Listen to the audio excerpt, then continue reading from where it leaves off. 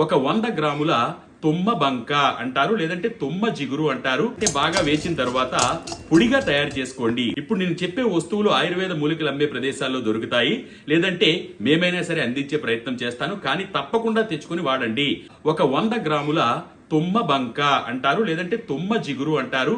బాగా వేసిన తర్వాత పొడిగా తయారు చేసుకోండి. ఇప్పుడు 100 గ్రాముల తుమ్మ జిగురు బంక పొడి, అలాగే 100 గ్రాముల చింతగింజల చూర్ణము, అలాగే 100 గ్రాముల పటిక పంచదార పొడి, వీటిని బాగా కలిపేసుకోండి. ప్రతిరోజు ఉదయం దంతధావనం బ్రషింగ్ అంతా అయిపోయిన తర్వాత 1 గ్లాసు గోరువెచ్చని ఆవు పాలలో 1 చెంచా ఈ పొడిని ఉదయం ఒకసారి, అలాగే సాయంత్రం 5 గంటల నుంచి 7 గంటల మధ్యలో రోజు సేవిస్తూ ఉండండి. ఇలా 41 రోజులు సేవించేసరికి మీకు గుణం కనపడుతుంది. మోకాళ్లలో గుజ్జును తిరిగి తెప్పించే ఈ దివ్య ఔషధంతో పాటు పెయిన్ రిలీఫ్ ఆయిల్ ను కూడా మేము పంపించడం జరుగుతుంది. అయితే కేవలం మోకాళ్ళ నొప్పులకు మాత్రమే కాదండి, జాయింట్ పెయిన్స్, కీళ్ల వాతము, ఎక్కడ మీకు ఎముకలలో నొప్పి అనిపించినా కూడా ఇప్పుడు నేను చెప్పినటువంటి ఔషధాన్ని వినియోగించవచ్చు. దాంతో పాటు ఈ పెయిన్ రిలీఫ్ ఆయిల్ కూడా వాడితే మంచి ప్రయోజనం ఉంటుంది.